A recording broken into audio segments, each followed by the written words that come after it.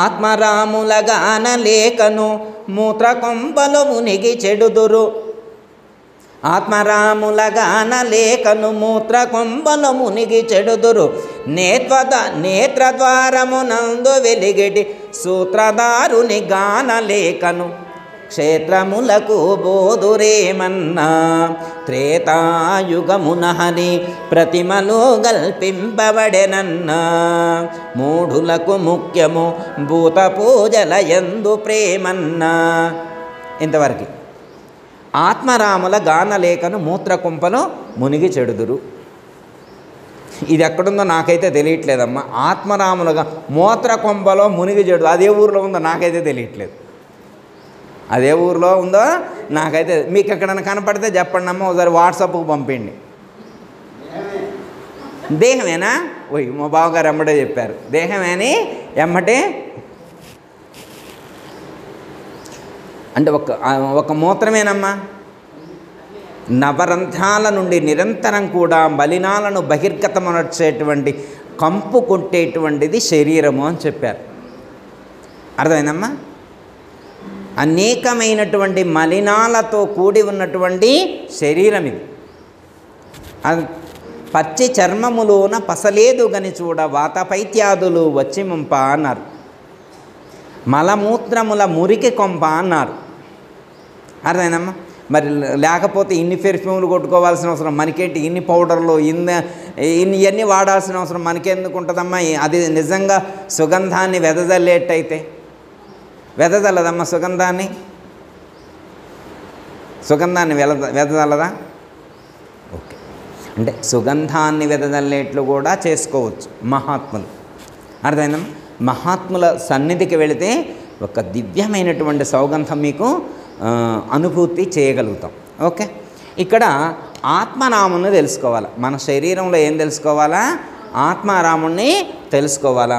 ఎక్కడ తెలుసుకోవాలి? ఆయన ఎక్కడ ఉంటారంటే నేత్రద్వారమునందు వెలిగెటి సూత్రధారుని గానలేకను. ఇంత స్పష్టంగా చెప్పారు. ఆ దేవుడు ఎక్కడున్నాడని చెప్తున్నారు? ఆత్మారాముడు ఎక్కడున్నాడని చెప్తున్నారు? నేత్రద్వారమునందు వెలిగెటి. ఇంతకంటే ఇంకా తెలుగులో ఏం చెప్తారమ్మా? ఇదేమైనా ఇంగ్లీష్లో రాసిందా? ఇదేమైనా అరబిక్ లాంగ్వేజ్లో రాసిందా? ఏమైనా సాంస్క్రిట్లో ఉందా? అచ్చ తెలుగులో రాశారు.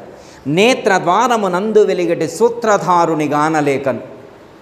అసలు నీ లోపలనే నేత్రద్వారంలో ఆ యొక్క నేత్రాలకు మధ్యలో ఆ యొక్క పరమాత్మ దివ్యమైనటువంటి జ్యోతి వలె ప్రకాశిస్తూ ఉంటే ఆ యొక్క జ్యోతి స్వరూపాన్ని దర్శించలేక ఎక్కడికెక్కడికో తిరుగుతున్నారు. అందులో రాస్తే మాత్రం మన కళ్ళల్లో ఉంటాడా ఏంటి దేవుడు? ఉంటాడా గౌరీ? ఉంటాడా? ఉంటే ఒకవేళ ఉంటే ఇప్పుడు మనం అందరం ఏమన్నా చూసినవా ఏంది? చూసినవా? అమ్మయ్య చూసినవంట, ఒప్పుకుంటున్నారు. చూసిన వాళ్ళని ఒప్పుకుంటున్నారు. చూస్తే క్షేత్రములకు బోధురేమన్నా. చూస్తే మళ్ళీ క్షేత్రాలకు క్షేత్రాలంటే ఏంటి? పుణ్యక్షేత్రాలకు కాదుగా. పుణ్యక్షేత్రాలకేనా? అంటే దేవుడు ఇందులో లేడని అక్కడ ఉన్నాడని ఏమైనా పోతున్నారా ఏంది మీరు? పోవట్లేదు కమ్మా. అమ్మాయి పోవట్లేదంట. పోతున్నారంట. పోవట్లేదు. కొంతమంది పోవట్లేదు అన్నారు, కొంతమంది పోతున్నాడు. మీ ఇష్టం. పోయినా ఒకటే పోయినా ఒకటే. పోకుండా ఉండటం క్రైటీరియా కాదు ఇక్కడ. పోవచ్చు పోకపోవచ్చు, కానీ దర్శించామా లేదా అనేటువంటిది ప్రధానం. అమ్మా శరీరం క్షేత్రం ఓకే. ఇక్కడ ఏమన్నానంటే నేత్రమందున వెలిగేటువంటి నేత్రద్వారము నందు వెలిగటి సూత్రధారుని గానలేకను క్షేత్రములకు బోధురేమన్నా. క్షేత్రాల కంటే ఇక్కడ యాత్రలకు పోతున్నారు. మళ్ళీ దేవుడు నీలోనే ఉంటే దైవాన్ని నీలో దర్శించలేక తీర్థయాత్రలకు పోతున్నారు ఏంటి నాయన అన్నాడు. ఈ తీర్థయాత్రలకు పోవడం కానీ విగ్రహారాధన చేయటం కానీ ఇవన్నీ ఎప్పటి నుంచి వచ్చినాయి, మనకి మన సంస్కృతిలో ఎప్పుడు వచ్చినాయి అనే విషయాన్ని ఇక్కడ స్పష్టంగా చెప్తున్నారు. త్రేతాయుగమున హరి ప్రతిమలు కల్పింపబడెనన్నా. త్రేతాయుగం కానించే విగ్రహారాధన వచ్చిందంట, కృతయుగంలో లేదట. అర్థమైందమ్మా? కృతయుగంలో విగ్రహారాధన లేదట. ఎక్కడి నుంచి స్టార్ట్ అయింది విగ్రహారాధన? త్రేతాయుగం నుంచి వచ్చింది. కొంచెం ద్వాపార యుగంలో ఇంకొంచెం బలం పుంజుకుంది. ఇక కలియుగంలో వేళ్ళు నాటుకుంది. కలియుగంలో వేలినట్టు త్రేతాయుగం నుంచే స్టార్ట్ అయింది. త్రేతాయుగం నుంచే స్టార్ట్ అయింది. దేవాలయాలు నిర్మించడం, విగ్రహాలు నిర్మించడం, యంత్ర ప్రతిష్టలు చేయటం, పూజలు చేయటం, ఇవన్నీ అప్పటి నుంచే స్టార్ట్ అయినాయి. కానీ కలియుగంలోకి వచ్చేసరికి ఇంకా సాలిడ్గా, స్ట్రాంగ్గా బలపడిపోయింది. ఇలా బలపడటం వల్ల నేత్రద్వారంలో ఉండేటువంటి సూత్రధారుని తెలుసుకోలేకపోతున్నారు. ఏ రాధమ్మ గారు అంతేగా? మూఢులకు ముఖ్యము భూత పూజల ఎందు ప్రేమన్నా. మూఢులకి ముఖ్యంగా ఎవరు చెప్తున్నారు? అందరికి కాదమ్మ, ఇది చెప్పేది మళ్ళీ అందరికి కాదు. అర్థమైందమ్మా? మూఢులకు ముఖ్యంగా చెప్పేది భూత పూజల ఎందు ప్రేమన్నా. మళ్ళీ భూత పూజ అంటే భూతాలు, ప్రేతాలు, దెయ్యాలు అవి కాదమ్మా, మళ్ళీ అట్లా అనుకునేరు. అర్థమైందమ్మా? భూతములు అంటే భౌతికమైనటువంటి, పాంచభౌతికమైనటువంటి, పంచభూతాత్మకమైనటువంటి, భౌతికమైనటువంటి నామరూపాలతో కూడి ఉన్నటువంటి విగ్రహాలు, ప్రతిమలు, యంత్రాలు ఏవైతే ఉన్నది సాకార సగుణ ఆరాధన చేసేటువంటి వాళ్ళు చాలామంది ప్రయత్నం చేస్తూ ఉన్నారు. ఆ నిర్గుణ నిరాకార తత్వాన్ని గుర్తించలేక అని చెప్తున్నారు. ఇది ఎవరికి? అది వాళ్లకు, అంటే జ్ఞానం కలిగినటువంటి వాళ్ళకు, మనలాంటి వాళ్లకు కాదు, అది జ్ఞానం తక్కువగా ఉన్నటువంటి వాళ్లకు అని సూచించడం అనేటువంటిది జరిగింది. తనలోననున్న తత్వమెవ్వరు తరచిగనరన్నా. అమ్మ మీరు గుళ్ళకి వెళ్ళారనుకోమ్మ, ఎంతమంది ఉంటారు గుళ్ళకి వెళ్ళేవాళ్ళు? చాలామంది ఉంటారు గుళ్ళకి వెళ్ళేవాళ్ళు. గుళ్ళకి వెళ్ళేవాళ్ళు చాలామంది ఉంటారు. అయితే మరి అందరూ తెలుసుకోగలుగుతున్నారు. ఇప్పుడు మనం గుడికి వెళ్ళామనుకోమ్మ, ఎంతమంది ఉంటారు ఈ జ్ఞానం కలిగిన వాళ్ళు? గుడికి వెళ్తే ఈ జ్ఞానం కలిగిన వాళ్ళు ఎంతమంది ఉంటారు? చాలా తక్కువ మంది ఉంటారు కదా. ఏ ఒక్కనొకరో ఉంటారు. చాలామంది రొటీన్గా చేస్తూ ఉంటారు కమ్మ. స్థితి కలిగినటువంటి వాళ్ళు, స్థిరత్వం కలిగి ఉన్నటువంటి వాళ్ళు తక్కువగా ఉంటారు. అర్థమైందమ్మా? అదే చెప్తున్నాను. తనలోననున్న తత్వం ఎవ్వరు తరచిగనరన్న. లోపల ఉన్నటువంటి తత్వాన్ని ఎవరు కూడా తరచి తెలుసుకోలేరు అని. పాపిష్టి జన్మము ఎత్తినందుకు ఫలము ఏదన్నా. పాపిష్టి జన్మం ఎత్తినందుకు ఏమైనా ఫలితం ఉంటుందా? ఉండదు. మోతగల రుద్రాక్షమాలను నీతితో ధరించి గొణిగిన సత్యముగ జ్ఞానంబు గనకను నిత్యమోక్షము జందజాలరు. తారకము సూటెరుగవలెనన్నా సద్గురుని కృపచే తారతమ్యము తరచిగనుమన్నా. అమ్మ ఇక్కడ ఏదో చెప్పారు, అర్థమైంది ఏమన్నా? ఏమర్థమైంది? మోతగల రుద్రాక్షమాలలు నీతితో ధరించి గొణిగిన. అంటే రుద్రాక్షమాలలు, స్ఫటికమాలలు, పూసలు, పగడాలు, ముత్యాలు ఉంటాయి కమ్మా, నవరత్నాలు, రకరకాల మాలలు ఉన్నాయి కదా, అవన్నీ మెడలో వేసుకొని ఇక అవే సత్యమని అనుష్ఠానాలు చేస్తూ ఉంటారు. కానీ జ్ఞానాన్ని తెలుసుకోలేరు. అర్థమైందమ్మా? ఇప్పుడు రుద్రాక్షమాల వేసుకున్నంత మాత్రాన జ్ఞానం అవుతాడా? స్ఫటికమాల వేసుకుంటే జ్ఞానం అవుతాడా? రుద్రాక్షమాల వేసుకుంటేనో, స్ఫటికమాల వేసుకుంటేనో, పగడాల మాల వేసుకుంటేనో, ముత్యాల మాల అలాంటి పేర్లు ధరించడం వల్ల జ్ఞాని కాడు. తనలోన తాను తరచి తన యొక్క స్వరూపాన్ని ఎవరు తెలుసుకుంటారో వారు జ్ఞాని అవుతారు అని చెప్పి ఇక్కడ మనకు సూచించడం అనేటువంటిది జరిగింది. సత్యముగ జ్ఞానంబు గనకను నిత్యమోక్షము చెందజాలరు. ఏమని చెప్తున్నారమ్మా? సత్యముగా జ్ఞానంబు కనుక నిత్యమోక్షము చెందజాలరు. అమ్మ నిత్యమోక్షం ఏంటమ్మా? మళ్ళీ ఇక్కడ ఉన్నాను. సత్యముగా జ్ఞానాన్ని ఎలా తెలుసుకోవాలి? సత్యముగా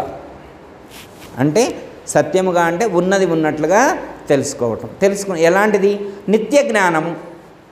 ఇక్కడ పదం చూడమ్మా, నిత్యమోక్షము చెందజాలరు.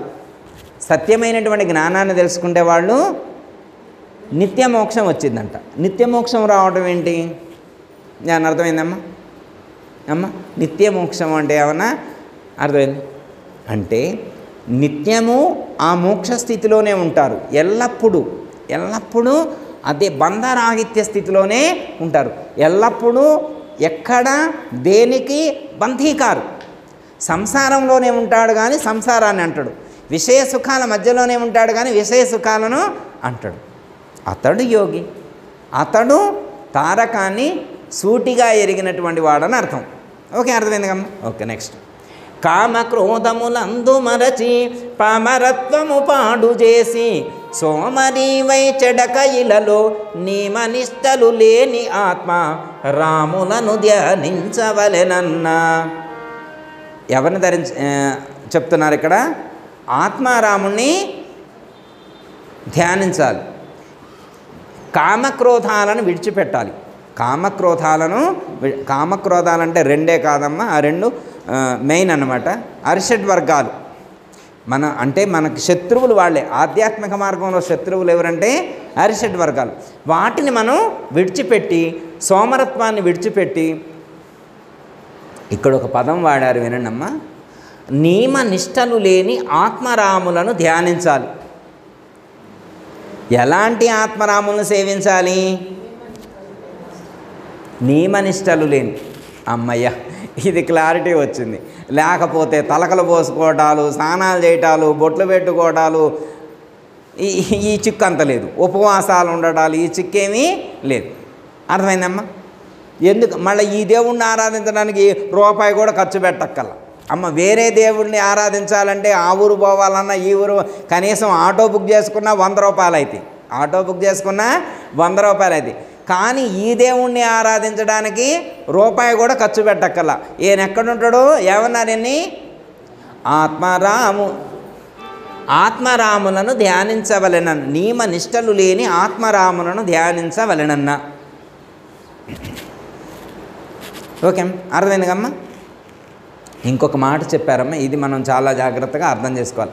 తెలిసిందే కానీ మళ్ళొకసారి గుర్తు చేసుకోవడం.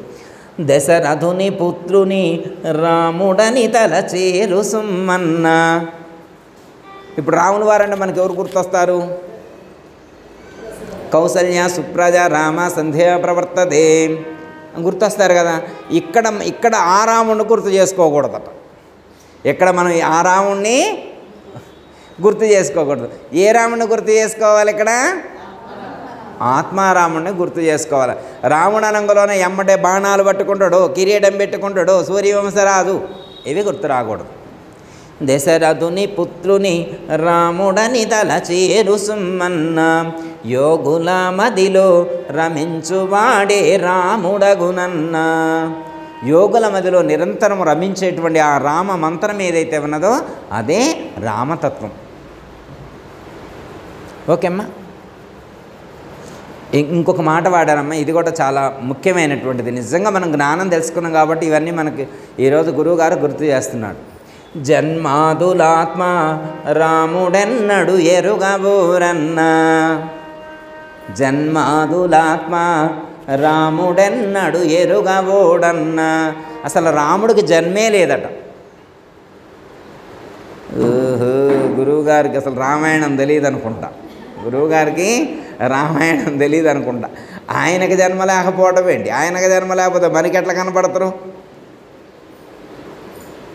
ఆయనకి జన్మ లేకపోతే మనకి ఎట్లా కనపడ్డాడు? రామాయణం ఆయన వాల్మీకి మహర్షి ఎట్లా రాస్తాడు?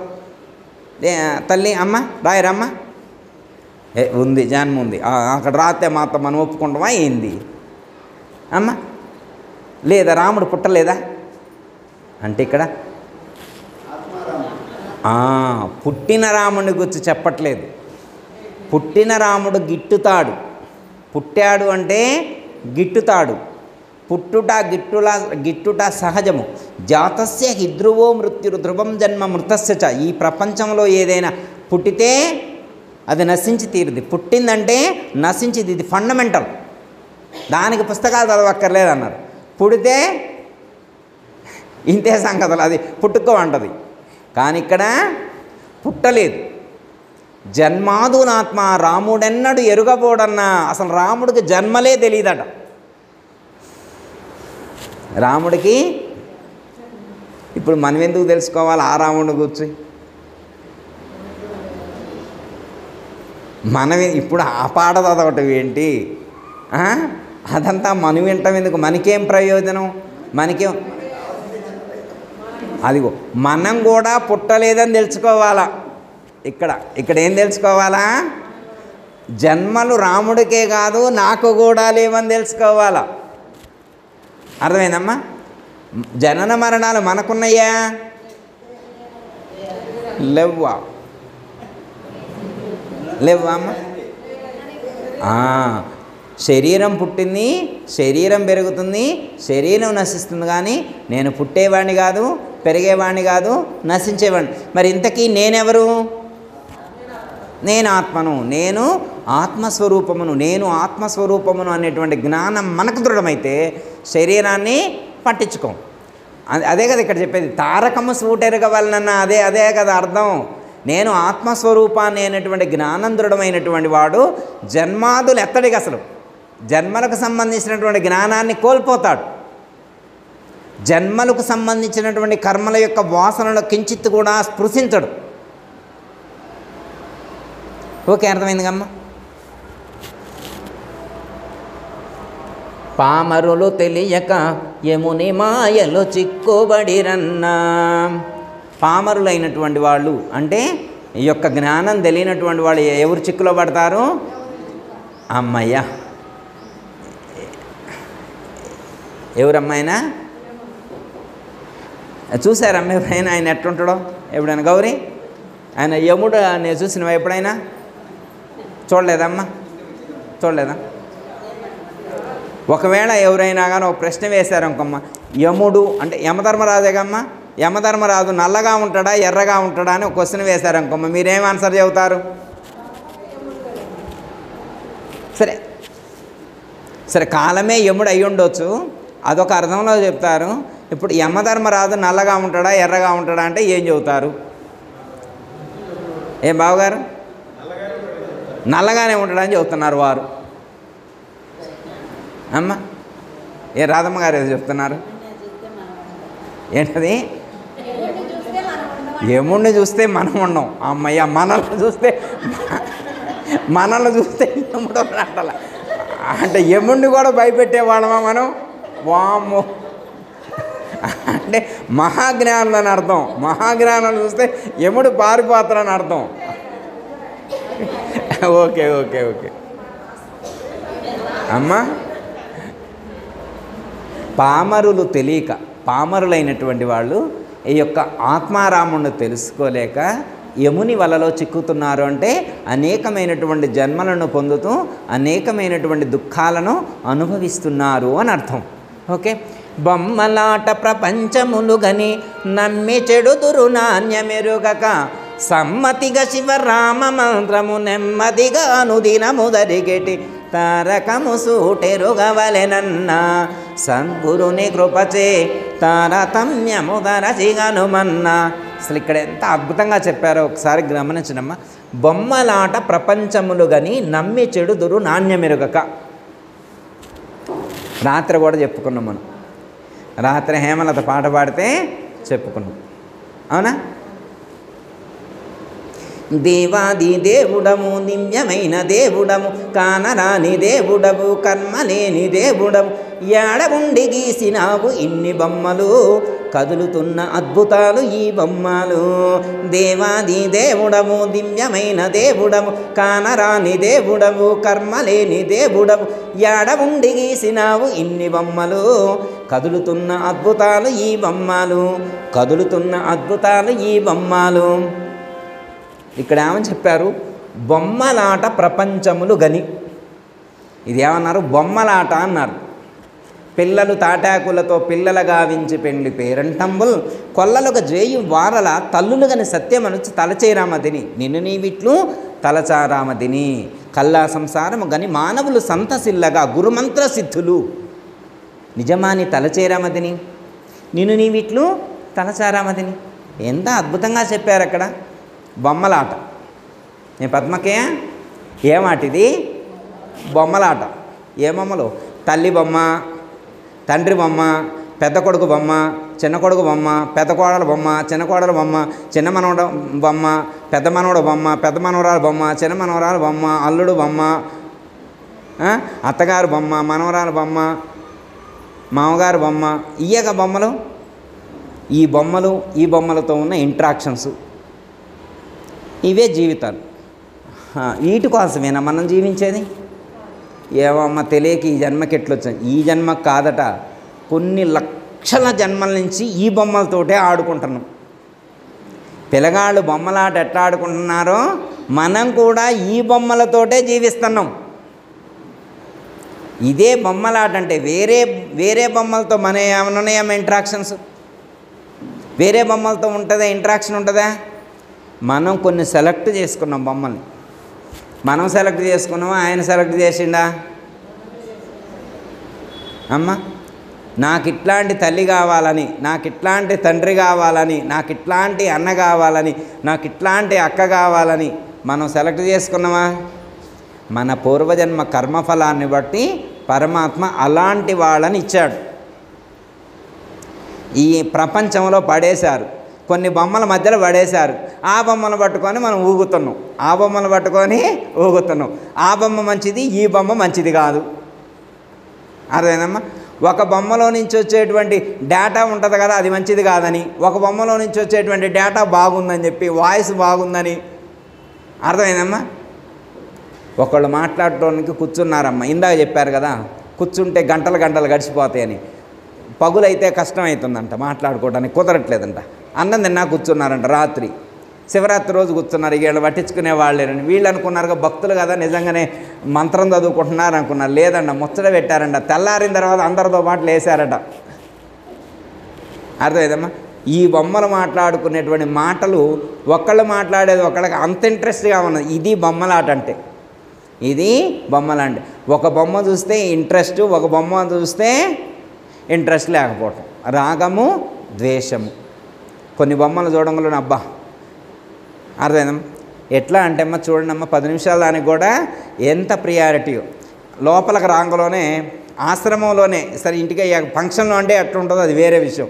ఫంక్షన్లో ఎట్లున్నాయి ఏం కదా, ఆశ్రమంలోనే కదమ్మా ఉండేది. ఎందుకు వచ్చింది? ఎందుకు? అక్కడ పూజ జరిగితే ఇన్వాల్వ్ అవటానికో, లేకపోతే పారాయణం చేస్తుంటేనో, హోమం చేస్తేనో, లేకపోతే ఉపన్యాసం చెప్తానో, చెప్పేది వినటానికే కదా, గ్రహించడానికే వచ్చింది. ఎంట్రన్స్లో రాంగలోనే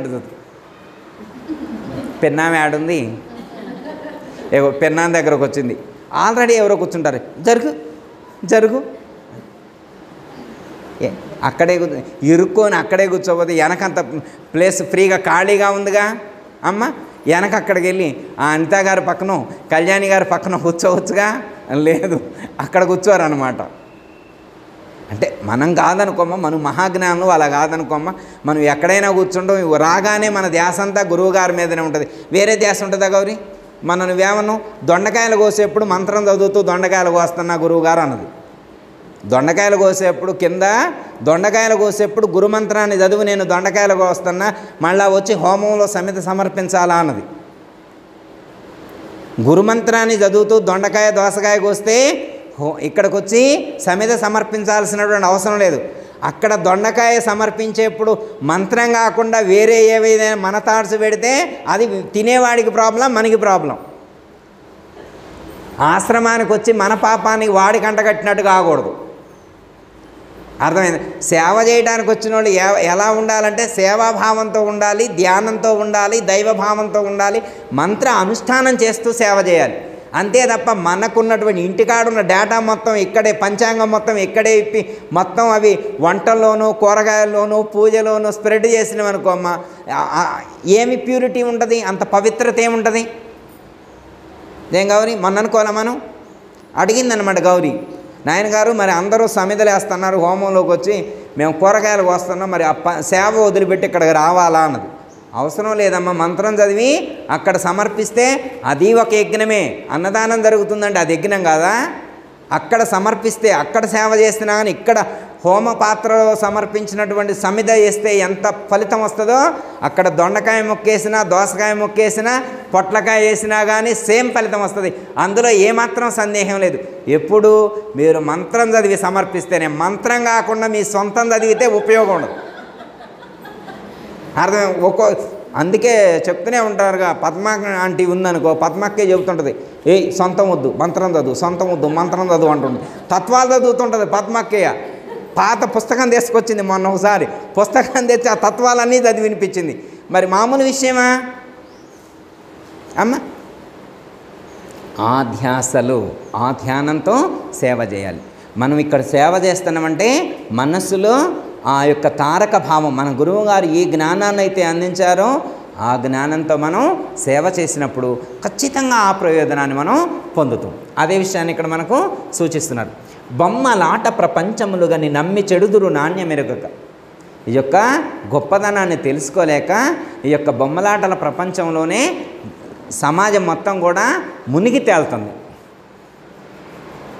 సమ్మతిగా శివరామ మంత్రము నెమ్మదిగా అనుదినము జరిగేటి. ఇది తెలియాలి మళ్ళా. ఏ మంత్రం చదవమన్నారు గౌరీ? సమ్మతిగా శివరామ మంత్రము నెమ్మదిగా అనుదినము జరిగేటి తారకము సూటెరవలెనన్న. మళ్ళీ ఒక ఆయన అంటాడు శివరామ అంటే శివరామ దీక్షితులు వారా అన్నాడు. ఒక ఆయన తెలియక శివరామ దీక్షితులు వారేమన్నాడు. ఇక్కడ చెప్పింది శివరామ దీక్షితుల వారి గురించి కాదు. అర్థమైందమ్మా? దీక్షితుల వారు చెప్పిన దాంట్లో మంత్రాలే లేవు, అక్కడ మంత్రాలు లేవు. ఇక్కడ మామూలు విషయాన్ని చెప్పారు. శివుడి మంత్రము, రాముడి మంత్రము.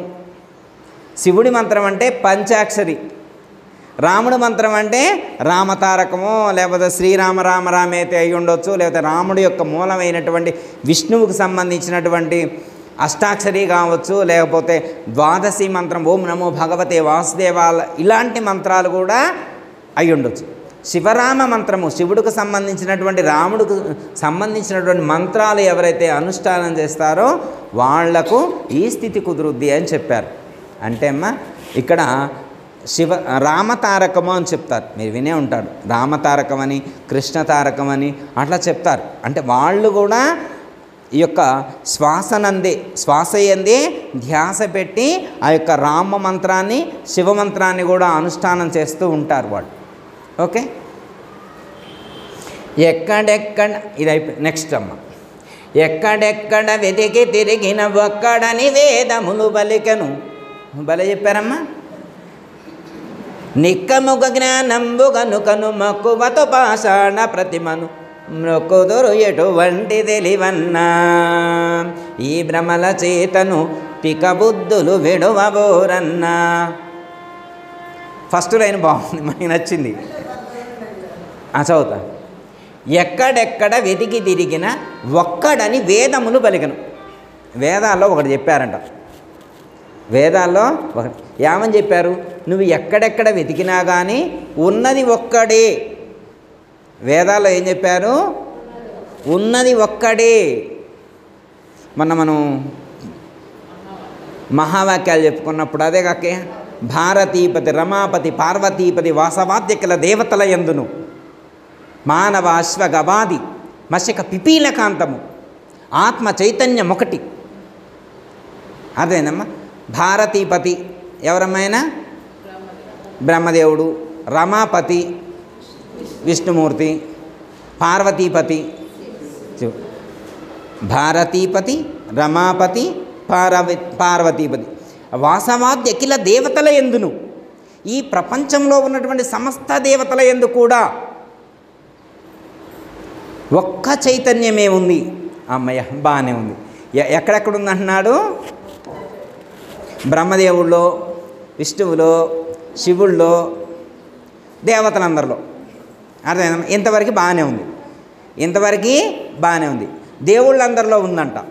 దేవుళ్ళందరిలో ఉంది బాగానే.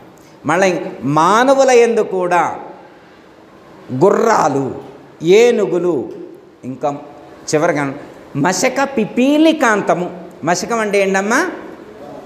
దోమలు. పిపీలకం అంటే చీమలు. మశకం అంటే దోమలు, పిపీలకం అంటే చీమలు. అంటే చీమల్లో, దోమల్లో అన్నిటి యందు కూడా ఉన్నది ఒక్కటే. ఏంటది?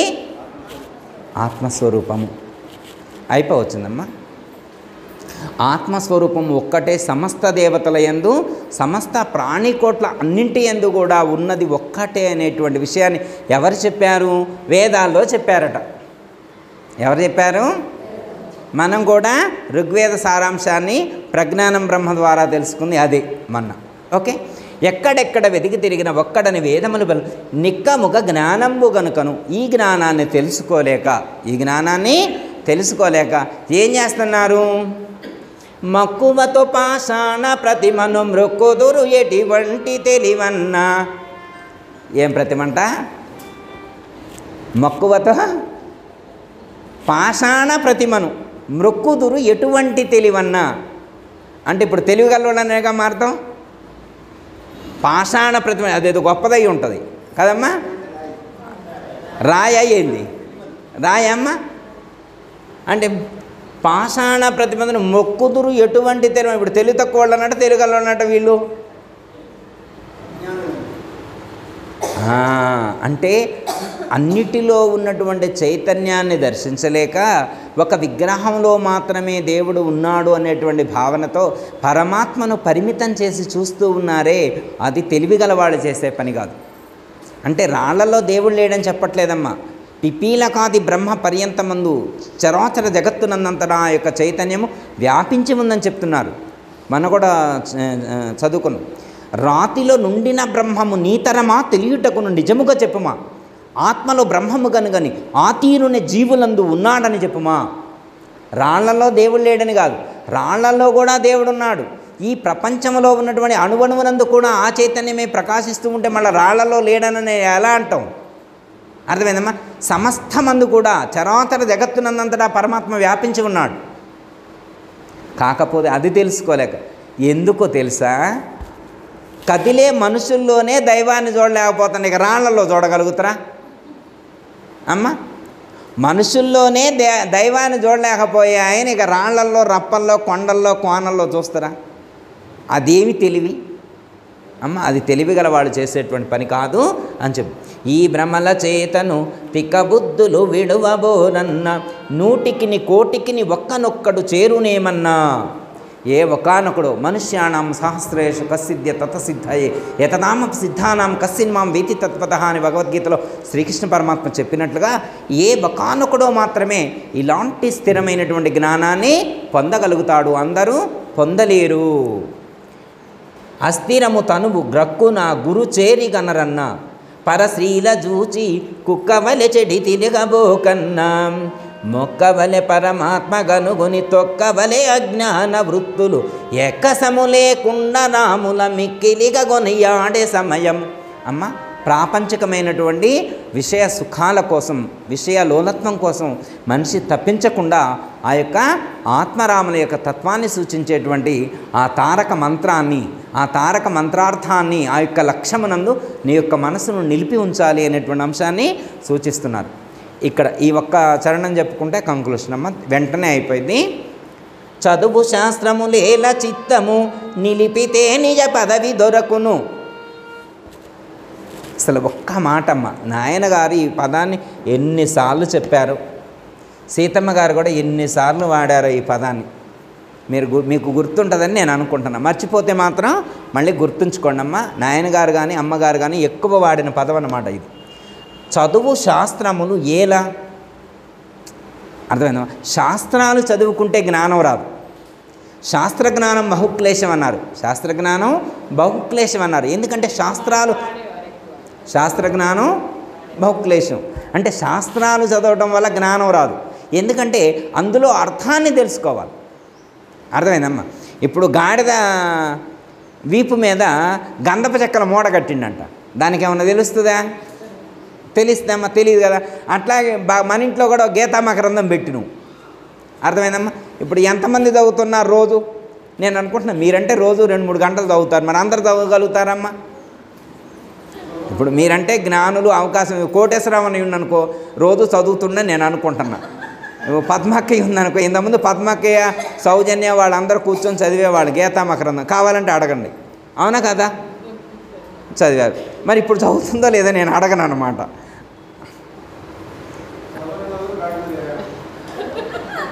నేను అట్లా అంటలేదు, అర్థమైందా? పుస్తకాలు ఉండటం వల్ల ఉపయోగం లేదు, అందులో చెప్పబడినటువంటి జ్ఞానాన్ని గుర్తించాలి అంటున్నా నేను. పుస్తకం చదివినంత మాత్రాన కూడా జ్ఞానం రాదు. ఆ పుస్తకంలో చెప్పబడినటువంటి జ్ఞానాన్ని గుర్తించే సామర్థ్యం కావాలా. అలాంటి గురువు మనకు దొరికారు. నాయనగారు కానీ అమ్మగారు ఏమని చెప్పారు, చదువు శాస్త్రములు ఏలా నాయన, నువ్వు చదవాల్సిన అవసరం కూడా లేదు. చిత్తము నిలిపితే నిజ పదవి దొరుకును. ఏమి నిలవాలా? చిత్తము నిలవాలా, మనస్సు నిలవాలా. మనస్సు నిలబడకుండా ఎన్ని ప్రయత్నాలు చేస్తే ఏం ఉపయోగం? ఇప్పుడు ఆశ్రమం కాడికి వచ్చినామమ్మ, ఆశ్రమం కాడికి వస్తే ఏం గుర్తు రావాలా? గురువుగారు గుర్తు రావాలా. గురువుగారు గుర్తొస్తే ఏం ఉపయోగం అంటే, గురువుగారిని చూస్తే గురువుగారు చెప్పిన జ్ఞానం గుర్తు రావాలి. నిన్న నకరకల్లో ఒక ప్రశ్న వేశారనమాట. నాయనగారు మరి మిగతా వాళ్ళందరూ కూడా విగ్రహారాధన చేస్తున్నారు, ఫోటోలు పెట్టి పూజ చేస్తున్నారు. ఇప్పుడు సత్యనారాయణ స్వామి వ్రతం ఉందనుకోమ్మా, ఫోటో పెట్టి పూజ చేస్తున్నారు. సత్యనారాయణ స్వామి వ్రతం ఎలా చేస్తున్నారో మన గురువులు కూడా మరి గురువుగారుల ఫోటోలు పెట్టి పూజ చేస్తున్నారు కదా. మరి దానికి దీనికి తేడా ఏముంది? ఇది మాత్రం విగ్రహారాధన కిందికి రాదా? ఇందులో ఏమైనా గొప్ప ఉందా అన్నారు. ఇది కూడా తప్పేగా అన్నారు. ఇప్పుడు వాళ్ళు చేసేవి తప్పైతే, ఫోటోలు పెట్టి పూజ చేయడం తప్పైతే, వాళ్ళు పెట్టే నైవేద్యాన్ని ఆ ఫోటోలు తింటలేదంటున్నారు. వీళ్ళు చేసే విమర్శలు ఏమంటున్నారు? పూర్ణాలు పెడితే ఫోటో తింటుందా అమ్మ, చక్కెర పొంగలు పెడితే ఫోటో తింటుందా అని వాళ్ళని విమర్శిస్తున్నారు. పోనీ గురువుగారుల ఫోటో కాడ పెట్టేటువంటి పులిహార, పరమన్నం, గారెలు ఈ గురువుగారు ఫోటోలు తింటున్నాయా? ఇదే అడిగారు. ఇప్పుడు వాళ్ళని తప్పంటున్నారుగా, మనమేం గొప్ప అని అడిగారు. మరి ఏం బావగారు అడగొచ్చా? అట్లా మనం అనొచ్చా వాళ్ళని? వాళ్ళనంటే వాళ్ళు తెలివిగల్లోలేక వాళ్ళు మనల్ని అంటున్నారు, మనం వాళ్ళనంటే. అయితే నేను చెప్పాను, కొంచెం డిఫరెన్స్ ఉంది. మనం గురువుగారి విగ్రహాలు పెట్టామంటే డిఫరెన్స్ ఉంది. ఏమిటి డిఫరెన్స్ అంటే, ఇప్పుడు రాముల వారి విగ్రహం, ఇక్కడ కృష్ణుడి విగ్రహాలు ఉన్నాయి. ఇది పక్కనే మనకి శివకృష్ణ తెచ్చిచ్చింది కాబట్టి పెట్టినాం, లేకపోతే మనం పెట్టేవాళ్ళం కాదు. శివకృష్ణ అభిమానంతో ఇచ్చాడు కాబట్టి పెట్టినాం. ఓకే, ఆయనకి ఎందుకో అనుభూతి కలిగిందంటే ఇక్కడికి వచ్చిన తర్వాత ఇస్తా అన్నాడు. ఆయన ఒక కారణం చెప్పిండు. ఆయన చెప్పిన కారణానికి నేను కనెక్ట్ అయి పెట్టిండు. ఓకే, అయితే ఇక్కడ కృష్ణుడు రాధాకృష్ణ విగ్రహాలు ఉన్నాయి. రుక్మిణి అమ్మ చెప్పిండు ఆయన గారు. రుక్మిణి కృష్ణ విగ్రహం ఎక్కడుంది? రుక్మిణి అనే పదం వాడిండు కాబట్టి నేను ఓకే అన్నా. ఎందుకంటే రుక్మిణీదేవి నిరంతరం శ్రీకృష్ణుడితో రుక్మిణీ కృష్ణ సంవాదం ఉంది. రుక్మిణీ కృష్ణ సంవాదం అనేటువంటిది మనకు ఉందన్నమాట. సరే, పరిపూర్ణ బోధ చెప్తారు. వినవే ఢిల్లీ పెద రుక్మిణి రో బోధ మత్కో బోధ కనవే సద్గుణ మానేనే వినవే ఢిల్లీ పెద వివరము గని మనబునను గల కోర్క వీడగా కనమగు సాందీప గురునిచే గనిన పూర్ణ భావమిప్పుడు వినవే ఢిల్లీ పెద రుక్మిణి మద్గురు బోధ కనవే మద్గుణ మానేనే. అంటే సాందీప మహర్షి దగ్గర నేను తెలుసుకున్న బోధ నేను నీకు చెబుతున్నా అని చెప్పి రుక్మిణీదేవిని శిష్యురాలుగా చేసుకొని శ్రీకృష్ణ పరమాత్మ ఈ బోధ చెప్పారు. ఇందాక ఆయన గారు కూడా ఇక్కడ పాట పాడినప్పుడు ఆశ్రమం అంటే కృష్ణుడిని పూజిస్తే ఒప్పుకుంటారు అన్నాడు. ఎందుకంటే శ్రీకృష్ణ పరమాత్మ అచల సాంప్రదాయకుడు.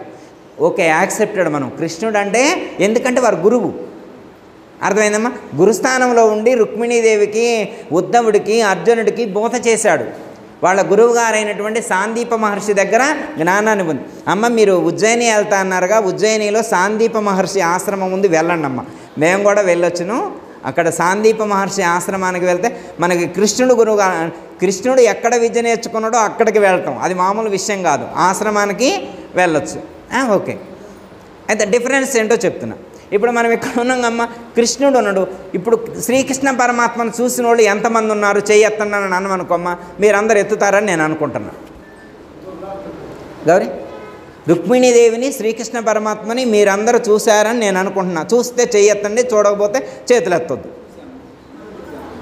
విగ్రహాలు కాదు, విగ్రహాలు కాదు, అట్లా కాదు. కృష్ణుణ్ణి రుక్మిణీదేవిని మీరు చూసారా? చూడలే కదా. ఇప్పుడు సీతమ్మ గారిని చూసారా లేదా? సీతమ్మ గారితో మాట్లాడారా లేదా? సీతమ్మ గారికి తినిపించారా లేదా? సీతమ్మ గారికి స్పర్శ చేశారా లేదా? అంటే ఇప్పుడు ఆ విగ్రహాలు పెట్టిన దానికి ఈ విగ్రహాలు పెట్టిన దానికి తేడా ఉందా లేదా? ఇక్కడ గురువు ప్రత్యక్షం, అక్కడ పరోక్షం. ఇక్కడ గురువుగారి విగ్రహాన్ని చూస్తే గురువుగారు గుర్తొస్తున్నారు. గురువుగారితో మాట్లాడింది గుర్తొస్తుంది, గురువుగారికి ఇచ్చినటువంటి చీర గుర్తొస్తుంది, గురువుగారికి ఇచ్చినటువంటి టవల్ గుర్తొస్తుంది, గురువుగారికి తెచ్చిపెట్టిన ఇడ్లీలు గుర్తొస్తున్నాయి, గురువుగారికి తీసుకొచ్చి ఇచ్చిన ట్యాబ్లెట్ గుర్తొస్తుంది, వారిని స్పర్శ చేసింది, వారితో మాట్లాడింది, వారు చూపెట్టినటువంటి ప్రేమ, అభిమానం, ఆనందం ఇవన్నీ గుర్తొస్తున్నాయి. మరి ఇక్కడ గుర్తొస్తున్నాయా? మరి ఈ పూజకి ఆ పూజకి డిఫరెన్స్ ఉందా లేదా? అది డిఫరెన్స్. గురువుగారి ఫోటో పెట్టుకొని పూజ చేసిన దానికి, వేరే దేవుళ్ళ యొక్క విగ్రహాలు కానీ ఫోటోలు పెట్టుకున్న దానికి ఉన్న డిఫరెన్స్ అది. అది గురువు ప్రత్యక్ష దైవం. గురువు ప్రత్యక్ష దైవం. వారిని చూస్తేనే మనకు జ్ఞానం స్ఫురిస్తుంది. అందుకని మనం ఈ పూజ చేస్తున్నాం. అంటే చెప్పేవాళ్ళు ఎవరిష్టం వచ్చినట్టు వాళ్ళు చెప్తారు, మనకు సంబంధం లేదు. మనం మాత్రం గురువు యొక్క పేరు వింటేనే వారు చెప్పిన జ్ఞానం గుర్తుకొస్తుంది. అర్థమైందమ్మా? ఏమని చెప్పారంటే, గురువు యొక్క నామాన్ని ఉచ్చరించగానే శిష్యుడికి సమాధి స్థితి అనుభూతం అవుతుందట. అర్థమైందమ్మా? ఎంత స్థితితో తెలుసమ్మా? గురువు యొక్క నామాన్ని ఉచ్చరిస్తేనే శిష్యుడికి ఒక విధమైనటువంటి వైబ్రేట్ అయ్యి సమాధి స్థితికి వెళ్ళిపోతాడు, ఒక అన్కాన్షియస్ స్థితికి. అర్థమైందా? మరి అది మామూలు విషయమమ్మా. ఇది మరి వేరే ఎక్కడికి పోయి ఏ దేవుడు పూజ చేస్తే మనకు అలాంటి ఫీలింగ్ కలుగుతుంది? అర్థమైందమ్మా? మన పూజకి వాళ్ళ పూజకి ఉన్నటువంటి డిఫరెన్సు అది. దాన్ని గుర్తించుకొని మనం ఈ పద్ధతిలో చేస్తున్నాం, వాళ్ళు ఆ పద్ధతిలో చేస్తాం. అవును. ఇంక ఎవరు చూపెట్టరు, ఎవరు చూపిస్తారు? కాశీపురము గయా కాళహస్తి ప్రయాగ మంగళగిరి మంచదంగ భద్ర కంచి శ్రీశైలంబు కడజగన్నాథంబు ద్వారకామధురలు ధర్మపురియు దివ్య స్థలంబులన్నీ తిరిగినప్పటికైనా పలుకునా దేవుడు పలుకడేమి, పలికి బోధించడి పరమ సద్గురుదేరి అయ్యా నా గతి చెప్పు అని అడగలేక మాయ విభ్రాంతిలో జన్ని మనజులంతా జనన మరణము లేనట్టి జాడగనరు వాసరము వాడపల్లి ఆగదాస వినత విమల సుగుణప్రకాశ శ్రీ వెంకటేశ అని చెప్పారు. ఏ దేవుడు చెప్పాడమ్మా మనకి జ్ఞానాన్ని? మొన్న రాత్రి కూడా అనుకున్నాం అమ్మా, నకరకాల్లో ప్రశ్న వచ్చిందంట, గురువుగారు గొప్పోడా దేవుడు గొప్పోడా అని. కబీర్ దాస్కి కూడా అదే వచ్చిందండి. అదే చెప్పారు, గురువుగారే గొప్పోడు. ఎందుకంటే గురువు లేకపోతే దైవాన్ని చూసేవాడు కాదు. తల్లి తండ్రిని సూచించింది, తండ్రి గురువుని సూచించాడు, గురువు దైవాన్ని దర్శింపజేశాడు. దైవం ఇక అంతే, గురువు తర్వాతనే ఇది ఒక ఫార్మేట్. తల్లి, తండ్రి, గురువు, దైవం. గురువు లేకపోతే దైవానుభూతి లేదు. అందుకని గురువే గొప్ప. గురువు తర్వాత దైవాన్ని. తర్వాత ఏమైందో తెలుసా అమ్మా? గురువు దైవాన్ని దర్శింపజేశాక ఏమర్థమైందో తెలుసా? దైవము గురువు కంటే భిన్నం కాదా తెలుసుకున్నాడు. తర్వాత ఎలాంటి జ్ఞానాన్ని పొందాడు? దైవము గురువు కంటే భిన్నం కాదని తెలుసుకున్నాడు. మరి ఇంకేం కావాలమ్మా? అర్థమైందమ్మా? గురువు దైవము రెండు ఒక్కటే అనే జ్ఞానం స్థిరమైంది. ఓకే. చిత్తము నిలిపితే నిజ పదవి దొరుకును. ఏ పదమమ్మా? నిజ పదవి అంటే అహం బ్రహ్మస్మి, బ్రహ్మమే నేను, నేనే బ్రహ్మము అనేటువంటి ఒక బ్రాహ్మీ స్థితిని పొందుతాడు.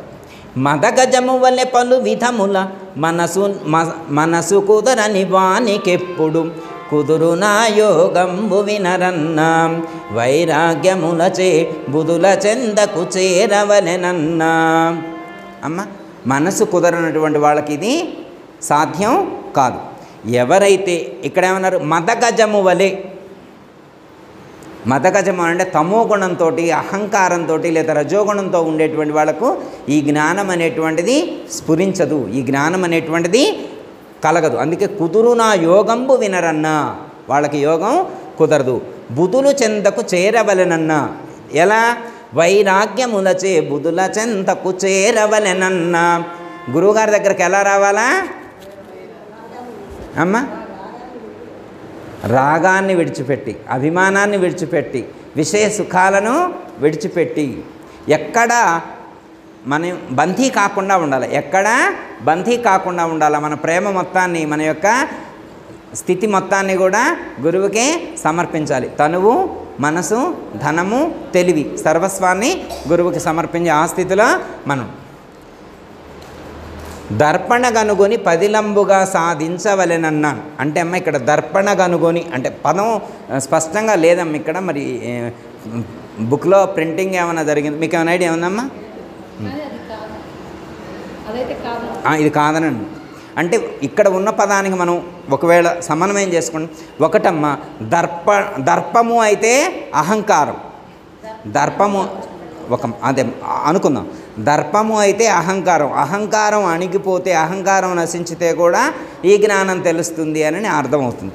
ఇంకోటి, ఒకవేళ ఇది దర్పణం అనుకుంటే, దర్పణము గనుగొని పదిలంబుగా సాధించవలెనన్న, అంటే ఇది ఒక దర్పణంగా భావిస్తే, మనసు అనేటువంటి దర్పణముతోటి ఆ యొక్క సత్యాన్ని తెలుసుకోవచ్చు అనేటువంటి, అంటే దర్పణాన్ని శుద్ధి చేసుకుంటే, అద్దాన్ని శుద్ధి చేసుకుంటే ఆ జ్ఞానం స్థిరమవుతుంది అన్నాడు. ఎట్లా అంటే అమ్మ, ఇప్పుడు దీపం వెలుగుతుంది, అద్దానికి మసిపట్టుంది, దీపం తీస్తారంటే గౌరీ తీసుకొచ్చి దీపం మీద పెట్టింది. రాధమ్మ గారు చూసి గౌరీ దీపం వెలిగి అన్నది. గౌరీ వెలుగుతూనే ఉందమ్మా అన్నది. దీపం మరి వెలిగితే లైటింగ్ ఏదన్నది. వెలిగితే లైటింగ్ అని, మరి ఇప్పుడు వెలగట్లేదా? మరి వెలిగితే లైటింగ్ కనబడాలిగా. ఇప్పుడు మళ్ళీ వెలిగేదాన్ని మళ్ళీ వెలిగించక్కర్లా, చేయాల్సిందండి దానికి ఉన్నటువంటి మలినాన్ని తుడిస్తే చాలు. అద్దానికి ఉన్న మలినాన్ని పోగొడితే లోపల ఉన్న ప్రకాశం బహిర్గతం. అలాగే మనసుకున్నటువంటి మాలిన్యాలు తొలగితే ఆ లోపల ఉన్నటువంటి జ్యోతి స్వరూపాన్ని మనం దర్శించవచ్చు. ఓకే అమ్మా, లాస్ట్ లైన్ అమ్మా.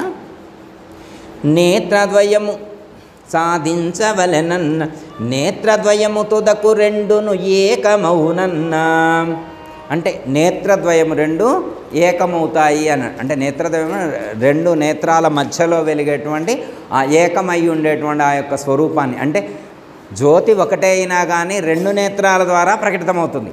జ్యోతి స్వరూపం ఒకటే అయినా కానీ రెండు నేత్రాల ద్వారా ప్రకటితమవుతుంది. మన యొక్క దృష్టిని అంతర్ముఖమనర్చి చూసినప్పుడు లోపల వెలిగేటువంటిది ఒక్కటే అనేటువంటి సత్యము తెలియబడుతుంది. నేత్రద్వయముని యందు వెలిగేటువంటిది ఏకమౌనన్న అనేటువంటి దాని అర్థం అదనమాట. ఓకే, ఆ మధ్యమున ఒకటి కద్దు ఆపో జ్యోతి గనరన్న, అంటే ఇక్కడ ఆపో జ్యోతిని తెలుసుకోమని చెప్తున్నారు. ఓకే, పెద్దల సాంగత్యమున ప్రసిద్ధమైన బోధ గనుగొని, అంటే పెద్దల యొక్క సాంగత్యమున, అంటే పెద్దలంటే లావుగుండేవాళ్ళేగమ్మా, 122 కేజీలు ఉండాలన్నారు, ఏదో లెక్క చెబుతారు. పెద్ద లావు ఉండాలా, ఎత్తు ఉండాలా, ఆయన కాదా పెద్ద అంటే? పెద్దోళ్ళు అంటే వాళ్ళు కాదమ్మా, పెద్దోళ్ళు అంటే వాళ్ళు కాదు. మరి పొట్టిగా ఉండేవాళ్ళ? వయసుతో పని లేదు, ఎవరికి ఎక్కువ జ్ఞానం ఉంటే వాళ్ళు పెద్ద. ముసలోళ్ళని కాదు అర్థం, ముసలోళ్ళని కాదు అర్థం, వయసులో పెద్దని కాదు. ఇప్పుడు శంకరాచార్యులు వారి వయసు ఎంతమ్మా? మొత్తం టోటల్ మొత్తమే 32, వారు జీవించిందే 32, కానీ 100 సంవత్సరాల పైబడిన వాళ్ళందరూ వారికి శిష్యులుగా ఉన్నారు. అర్థమైందమ్మా? అంటే ఇప్పుడు ఎవరు పెద్ద? వాళ్ళ శిష్యులు పెద్ద, ఆయన పెద్ద? అంటే శారీరకంగా చూసుకుంటే శిష్యుల వయసే పెద్ద, కానీ జ్ఞానంలో వీరే పెద్ద. ఇక్కడ పెద్దవాళ్ళు అంటే ఎక్కువ జ్ఞానాన్ని సముపార్జించుకున్నటువంటి వాళ్ళు అర్థం. ఇంకోటి, ఈ ప్రపంచంలో ఉన్నటువంటి పెద్ద వస్తువు ఏదైతే ఉన్నదో ఆ పెద్ద వస్తువును దర్శించి ఆ పెద్ద వస్తువు యొక్క అనుభూతితో ఉన్నవాళ్ళు పెద్దవాళ్ళు. అర్థమైంది? పెద్దోళ్ళు అంటే ఎవరో అర్థమైంది, పెద్ద వస్తువును దర్శించిన వాళ్ళు, పెద్ద వస్తువును అనుభూతి చెందినవాళ్ళు పెద్దోళ్ళు. అమ్మయ్య, పెద్దదంటే పోతా ఉంటే అక్కడ పెద్ద రాయి ఉంది, పెద్దది ఉంది, అది చూసినోళ్ళు. అదేనా గౌరీ? కాదా? అమ్మయ్య, ఇంకేందో మరి. బ్రహ్మము బృహత్ పదార్థం, అనూరణీయాన్ మహతో మహీయాన్ అన్నారు. అనూరణీయాన్ మహతో మహీయాన్ అంటే అది అణువు కంటే సూక్ష్మమైనటువంటిది, మహత్తు కంటే గొప్పదైనటువంటిది. అట్టి బ్రహ్మమును ఎవరు తెలుసుకుంటారో వాళ్ళు పెద్దవారు, వాళ్ళు గొప్పవారు. అలాంటి వాళ్ళ యొక్క సాంగత్యము చేయాలేన. ప్రసిద్ధమైన బోధ గనుగొని నీ వద్దనున్న వికార గుణములను విడువుమనను పీర్ మొహిద్దీన్. అమ్మయ్య, ఈ తత్వం ఎవరు రాశారు? పీర్ మొహిద్దీన్ గారు రాశారు. ఏమని చెప్తున్నారు? మీ ప్రసిద్ధమైన బోధ కనుగొని, ప్రసిద్ధమైన బోధ కనుగొని నీ వద్దనున్న వికార గుణములను విడువమన్నారు. మన దగ్గర ఉన్నటువంటి వికార గుణాలుంటే వాటిని విడిచిపెట్టినట్టయితే ఆ యొక్క తారకంలో చెప్పబడినటువంటి ఆ యొక్క జ్ఞానం మనకి సుస్థిరమవుతుంది. కాబట్టమ్మా బయట ఎవరినైనా అడిగి ఒక డస్ట్బిన్ పెట్టమని చెబుదామమ్మా. వెళ్ళేప్పుడు ఎవరి దగ్గరైనా వికార గుణాలు కానీ ఏమైనా గుణాలు అవలక్షణాలు ఏమైనా ఉంటే వెళ్తా దాంట్లో పడేసి వెళ్ళండమ్మా, ఇంటి దాకా తీసుకుపోవద్దు. అర్థమైందమ్మా?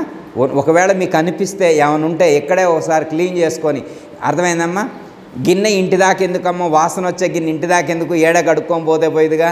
ఇక్కడే నల్లాలు పెట్టారు, ఇక్కడే కడుక్కొని ఆ గుణాలన్నింటినీ ఆ డస్ట్బిన్లో వేసి హ్యాపీగా వెళ్ళాలని చెప్పి కోరుకుంటున్నాను. ఓకే, వెళ్దామా? అట్లా తీసపోదామా? ఒక ఆయన అంట వచ్చేప్పుడు ఎంట్రన్స్లో పెట్టొచ్చిండంట, వెళ్ళేప్పుడు వేసుకొని పోతానంట. వచ్చేప్పుడు ఎంట్రన్స్లో పెట్టండి, వెళ్ళేప్పుడు తీసుకొని పోతాం. అట్లా ఏమైనా ఉపయోగం ఉంటుందమ్మా? అట్లా ఏమీ ఉపయోగం. మనకు దుఃఖాన్ని కలిగించేటువంటిది, మనకు బంధాన్ని కలిగించేటువంటిది ఏదైతే ఉన్నదో దాన్ని విడిచిపెట్టినప్పుడు మాత్రమే ఇక్కడ చెప్పబడినటువంటి ఆ యొక్క తారకము తన యొక్క రకాన్ని తాను తెలుసుకోగలుగుతాడు. తన యొక్క రకాన్ని తాను తెలుసుకున్నటువంటి వాడు తనకంటే భిన్నంగా ఉన్నటువంటి సమస్త జడమైనటువంటి లేదా సమస్త ప్రకృతిని కూడా విడిచిపెట్టగలుగుతాడు. తర్వాత తన లోపల తన బయట ఉన్నది ఒకటే తత్వము అనేటువంటి జ్ఞానాన్ని తదుపరి తెలుసుకోగలుగుతాడు. ఫస్ట్ ఏమనుకోవాలా? శరీరం మంచిది కాదు, ఆత్మ మంచిది అనుకోవాలి. ఇది ఫస్ట్ పాఠంలో ఏమనుకున్నాం? శరీరం మంచిది కాదు, శరీరంలో ఉన్న ఆత్మ మంచిది అనుకుంటాం. కొన్ని రోజులైన తర్వాత శరీరం కూడా ఆత్మతోటే తయారైందని తెలుసుకుంటాం. ఏం బావగారు, శరీరం తయారు కావటానికి కూడా సరే, శరీరం ఉంటేనే ఆత్మ తెలుస్తుంది. కానీ ఈ శరీరం కూడా తయారైంది దాని చేతనే, ఆ యొక్క ఆత్మతోటే. ఆత్మ కంటే భిన్నంగా ఇంకొక వస్తువు లేదు అనేటువంటి సత్యాన్ని మనం తెలుసుకోగలిగితే ఇంకా మనకి దుఃఖం ఏముంటుందమ్మా? అర్థమైందమ్మా? ఇప్పుడు నిరాకారము నిర్గుణమే సత్యం అనుకుంటున్నాం. కానీ వేదాంతంలో మనకు సాంఖ్య విచారణ చేసిన తర్వాత, తారక విచారణ చేసిన తర్వాత ఏమర్థమైంది? సగుణ సాకారాలకు కూడా ఆధారం అదే అని తెలిసింది. సగుణం వేరే, సాకారం వే కాదు. నిర్గుణం వేరే, నిరాకారం వేరే కాదు. సగుణముగా ఉన్నది అదే, నిర్గుణంగా ఉన్నది అదే, సాకారంగా ఉన్నది అదే, నిరాకారంగా ఉన్నది అదే. ఇప్పుడు సమస్తములో పరమాత్మే నీకు గోచరిస్తూ ఉంటే మళ్ళీ నువ్వు కళ్ళు మూసుకొని సమాధి, తురీయం ఇవన్నీ నీకేం అవసరం? అవి ఎవరికి? కళ్ళు తెరిచినా కళ్ళు మూసినా నీకు అదే స్వరూపానుభూతి కలిగినప్పుడు, అదే చైతన్యము నీకు స్ఫురించినప్పుడు మళ్ళీ కళ్ళు మూసుకొని ధ్యానం ఏంది? కళ్ళు మూసుకొని ధ్యానం ఎవరు? ఏమి తెలియని వాళ్ళకి చెప్పింది. అది ఫస్ట్ క్లాసులో చెప్పే పాఠం. మనం ఈ లెవెల్లో అర్థమైందమ్మా? మహావాక్యాలు విచారణ చేసేటువంటి లెవెల్కి మనం వచ్చినామంటే ఏంటి అర్థం? మహావాక్యాలు విచారణ చేసేటువంటి లెవెల్కి తత్వమసి బ్రహ్మ అనేటువంటి జ్ఞానం నీకు స్థిరమైతే, అయమాత్మ బ్రహ్మ అనేటువంటి జ్ఞానం నీకు స్థిరమైతే మళ్ళీ నేను ధ్యానం చేసుకోవాలి. అయ్యగారు నేను ధ్యానం చేసుకోవాలి, టైం అవుతుంది, ఇంటికి పోతా. అర్థమైందమ్మా? నువ్వు ధ్యానం చేసుకోవడానికి నీకంటే భిన్నంగా ఏముంది? లోపల ఏదున్నదో బయట కూడా అదే ఉంది, బయట ఏదుందో లోపల కూడా అదే ఉంది. బయట లోపల అనే భేదం లేదు. అంతర్బహిశ్చ సర్వత్రా వ్యాప్య నారాయణ స్థిత. అంతర్బహిశ్చ సర్వత్రా వ్యాప్య నారాయణ స్థిత అన్నారు. అంటే మంత్రపుష్పంలోనో పురుష సూక్తంలోనో చెప్తారు. అంతర్బహిశ్చ సర్వత్రా, లోపల వెలుపల అంతటా సర్వత్రా నిండి నిబిడీకృతమై వ్యాపించి ఉన్నటువంటిది నారాయణుడే అనేటువంటి సత్యము నీకు బోధపడినప్పుడు మళ్ళీ కళ్ళు మూసుకొని లోపల ధ్యానం చేయటమేంటి? అది లెర్నర్స్కి చెప్పారు. మనం కూడా స్టార్టింగ్లో ఉన్నోళ్ళకి నాయన కళ్ళు మూసుకోవాలా, సోహం అనుకోవాలా, మంత్రం చదువుకోవాలా మనం చెప్పం. మనం స్టార్టింగ్లో మనం అదే చెప్తాం. కానీ ఒక స్థితికి పెరిగిన తర్వాత, సాధనలో ఇంప్రూవ్ అయిన తర్వాత మళ్ళీ కళ్ళు మూసుకొని మూలన కూర్చుండమా? కళ్ళు మూసుకొని ధ్యానం చేయవలసినటువంటి అవసరం చెప్పలేదు మన గురువుగారు. అట్లా నాయన ఇక్కడ కూర్చొని నువ్వు ధ్యానం చేయాలన్నది. ఎక్కడ చూసినా దైవమే నీకు కనిపించినప్పుడు మళ్ళీ నువ్వు ఏమి మూసుకొని చూడాలా? మూస్తే లోపలేదుందో, కళ్ళు తెరిచినా బయట అదే ఉంది కదా. కళ్ళు తెరిచినా కళ్ళు మూసినా ఒకే తత్వం నీకు బోధపడినప్పుడు మళ్ళీ కళ్ళు మూసుకొని ధ్యానం చేయాలనేటువంటి అంశాన్ని ఎవరికి చెప్పారు? అది లెర్నర్స్కి చెప్పారు. ఇప్పుడు నువ్వు లెర్నర్వా? నువ్వు హయ్యర్ నాలెడ్జ్ ఏ పాఠం చెప్పుకున్నాం మనం మొన్న? ఏ గౌరీ? మహావాక్యాలు. అయమాత్మ బ్రహ్మ తత్వమసి బ్రహ్మ. ఆ పాఠం చెప్పుకుంటేనే ఎట్లుంది. ఇంకా ఆ పై పాఠాలు ఇంకా 2 ఉన్నాయి, అవి చెప్పుకుంటే ఇంకెట్లుంటాం. అసలు ఇక్కడే అపారమైనటువంటి జ్ఞానం అనుభూతికి అందుతుంది. మరి ఎరుక పరిపూర్ణం పాఠాలు చెప్పుకుంటే ఇంకెంత గొప్పగా ఉండాలా? ఇక జన్మరహితం కావద్దు, అవ్వాలా వద్దా? ఇక ఇప్పుడు చెప్పుకున్న ఈ పాఠాలకు కూడా జన్మరహితం కాకపోతే, అర్థమైందమ్మా? ఈ జ్ఞానాన్ని కూడా కోల్పోతే ఇక మళ్ళా మనల్ని తేల్చడం ఆ గురువుగారు వల్ల ఆయన అవుద్దో కాదు. అర్థమైందమ్మా? గురువుగారి యొక్క అపారమైనటువంటి కరుణ మన మీద ప్రసరించడం చేత మనకు అద్భుతమైనటువంటి అనుభవ జ్ఞానాన్ని మనకు అందించారు. ఆ యొక్క జ్ఞానంతో మనం ఆ యొక్క స్థితిని స్థిరం చేసుకొని ఆ యొక్క భావనలో జీవించేటువంటి ప్రయత్నం చేద్దాం. ఓకే, దయతల సద్గురు ప్రభు మహారాజు అందరికీ జై గురు. మరిన్ని ఆధ్యాత్మిక రహస్యాల కోసం అచల బోధ, ఆత్మబోధ, భగవద్గీత, అలాగే పండుగల్లో దాగిన అర్థాలు, అంతరార్థాల కోసం మరియు యోగము, ధ్యానము మొదలైన అనేక ఆధ్యాత్మిక తెలుగు ప్రవచనాల కోసం క్రింద ఉన్నటువంటి రెడ్ కలర్ సబ్స్క్రైబ్ బటన్ను క్లిక్ చేయండి. అలాగే ప్రక్కనే ఉన్నటువంటి గంట సింబల్ను నొక్కండి. అలాగే ఈ వీడియో మీకు నచ్చినట్లయితే లైక్ చేయండి మరియు షేర్ చేయండి. జై గురు.